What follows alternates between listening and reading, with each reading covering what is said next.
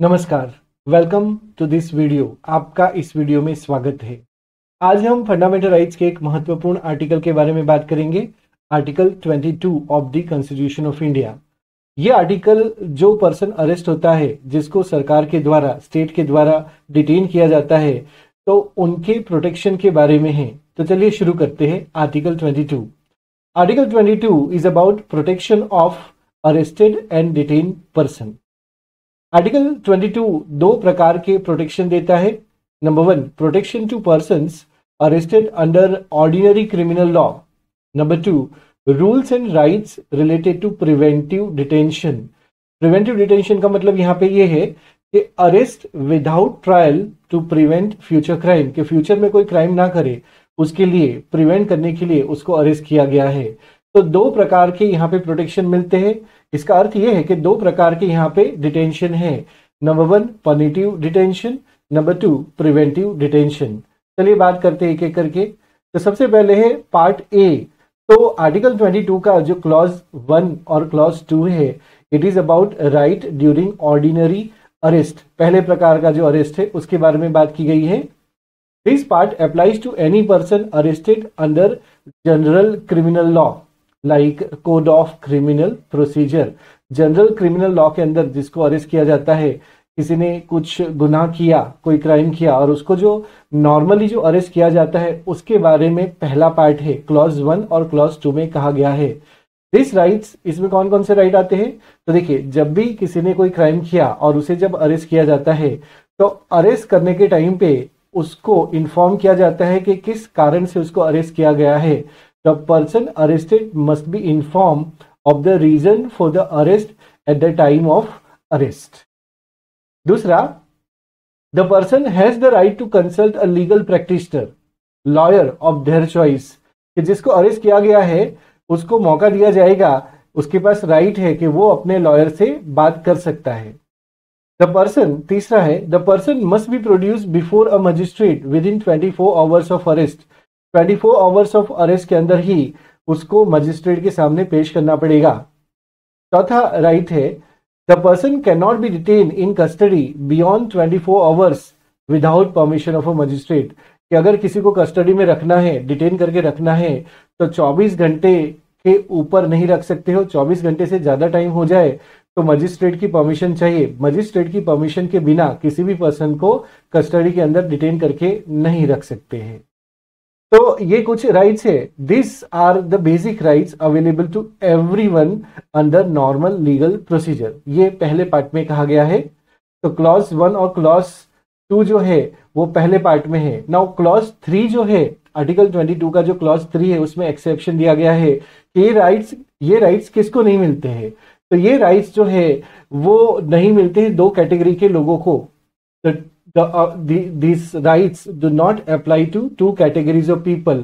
Number 1, enemy aliens citizen of country at war with India। कि जिस देश के साथ भारत का युद्ध चल रहा हो तो वहां के नागरिकों के लिए अवेलेबल ये राइट्स अवेलेबल नहीं है।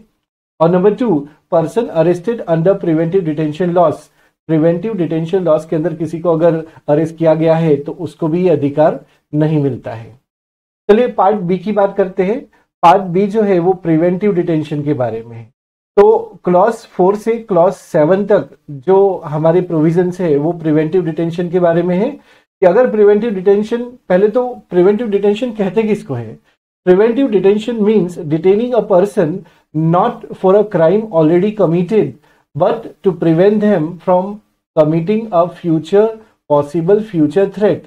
कि मतलब जिसने क्राइम किया है उसको नहीं पकड़ रही यहाँ पे, उसको तो पनिटिव डिटेंशन के अंदर पकड़ लिया। प्रिवेंटिव डिटेंशन के अंदर किसको डिटेन करेंगे? कि जिसके ऊपर डाउट हो कि फ्यूचर में कोई क्राइम करने वाला है, कोई पॉसिबल फ्यूचर थ्रेट है उसकी वजह से, उसके लिए इसको प्रिवेंट किया जाता है। प्रिवेंटिव डिटेंशन में उसको गिरफ्तार किया जाता है। जैसे कि ये पॉसिबल है कि फ्यूचर में वो पब्लिक ऑर्डर को डिस्टर्ब करेगा, या he will engage in smuggling और he will engage in terrorist activity. तो ऐसे पर्सन को प्रिवेंटिव डिटेंशन लॉ के अंदर अरेस्ट किया जाता है, जिसे प्रिवेंटिव डिटेंशन कहा जाता है। क्या रूल्स है? तो देखो, पहला rule, a person can not be preventively detain for a maximum of 3 months without any review और अप्रूवल, कि इसका रिव्यू या अप्रूवल लिए बिना तो कहां तक आप इसको डिटेन करके रख सकते हो, तो 3 महीने तक रख सकते हो, 3 महीने से ऊपर नहीं रख सकते हो। अगर रखना है तो आपको रिव्यू या अप्रूवल लेना पड़ेगा।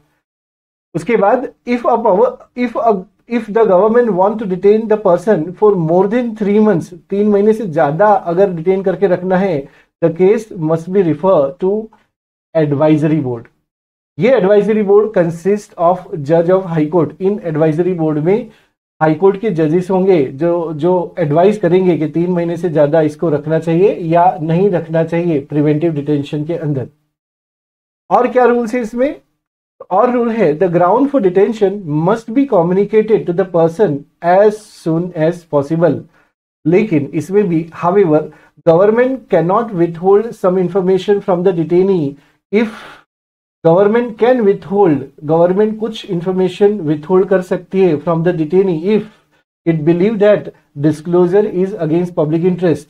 अगर पब्लिक इंटरेस्ट के खिलाफ अगर कोई डिस्क्लोजर हो तो वो इंफॉर्मेशन उससे छुपा के रख सकते हैं। The detain person does not have the right to consult और be represented by lawyer unlike in ordinary arrest. Normal arrest में क्या होता है कि लॉयर को आप कंसल्ट कर सकते हो, ये आपका राइट है, लेकिन प्रिवेंटिव डिटेंशन के अंदर आपके पास ये अधिकार नहीं होता है। तो ये था हमारा preventive detention. Now preventive detention की बात अगर करें तो क्या पार्लियामेंट के पास पावर है कि कोई एक्ट पास करे और इसका जो रूल्स है उसको रेगुलेट करे? तो आंसर है yes. Parliament has the power to make laws to allow preventive detention beyond 3 months in special cases. ये जो 3 महीने का जो टाइम पीरियड था उसको अगर एक्सपांड करना है तो उसको एक्ट बना के, लॉ बना के पार्लियामेंट इसको एक्सपांड कर सकता है। पार्लियामेंट के पास ये भी पावर है कि वो define the procedure for detention का जो प्रोसीजर है उसे डिफाइन कर सकता है। पार्लियामेंट अगर चाहे तो लॉ बना के it can set rules for advisory boards also. तो ये पार्लियामेंट का पावर है प्रिवेंटिव डिटेंशन के लिए।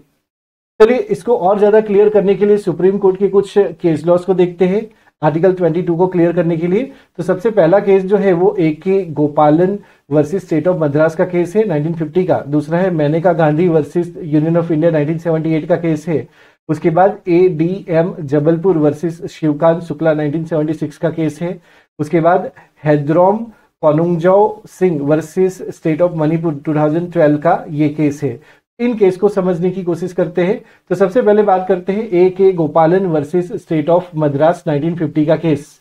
इस केस में Supreme Court upheld preventive detention को अपहेल्ड किया था, सपोर्ट किया था and gave a narrow interpretation of fundamental right. यहाँ पे सुप्रीम कोर्ट ने फंडामेंटल राइट का नैरो इंटरप्रिटेशन दिया था। It treated each fundamental right as separate. हर राइट आर्टिकल 21 सेपरेट है, आर्टिकल 22 सेपरेट है, ऐसा कहा गया था। नेक्स्ट केस है Maneka Gandhi versus Union of India 1978 का case. This is the landmark case which widen the meaning of personal liberty. Article 21 को इसने वाइड इंटरप्रिटेशन दिया था, लिबरल इंटरप्रिटेशन दिया था। And it held that any law depriving person of liberty must be fair, just and reasonable. कि कोई भी law अगर किसी की पर्सनल लिबर्टी लेता है या फिर किसी को डिटेन करता है तो ये लॉ फेयर होना चाहिए, जस्ट होना चाहिए एंड रीजनेबल होना चाहिए। It link article 21 with article 22। Article 21 को आर्टिकल 22 से इस लॉ ने, इस केस लॉ ने, सुप्रीम कोर्ट ने इंटरप्रिटेशन जो दिया उससे कनेक्ट किया। तो इस केस लॉ की मदद से हम कह सकते हैं आर्टिकल 21 आर्टिकल 22 से कनेक्ट हुआ। दूसरे फंडामेंटल राइट्स भी एक दूसरे से कनेक्ट हुए। तो ये मेनका गांधी केस है जिसमें सुप्रीम कोर्ट ने एक लिबरल इंटरप्रिटेशन दिया था पर्सनल लिबर्टी के लिए। नेक्स्ट केस है A.D.M. जबलपुर वर्सेस शिवकांत शुक्ला 1976 का केस है। The Supreme Court rule that during an emergency even article 21 could be suspended. Right to life भी सस्पेंड हो सकता है, ये कहा गया था। हालांकि this judgement was later overrule and widely criticise. इस जजमेंट को क्रिटिसाइज किया गया था, ओवर रूल किया गया था बाद में। नेक्स्ट केस है Haidrom Konungjao Singh versus state of Manipur 2012 का केस है। Supreme Court held that detention is illegal if the ground of detention are not properly convey और explain to the detainee in time, कि किस ग्राउंड पे आपको डिटेन किया गया है, अरेस्ट किया गया है, वो अगर समय टाइम के अंदर, अगर एक निश्चित टाइम के अंदर नहीं बताया गया तो ये डिटेंशन इलीगल होगा। ये Haidrom Konungjao Singh versus state of Manipur 2012 में सुप्रीम कोर्ट ने कहा था।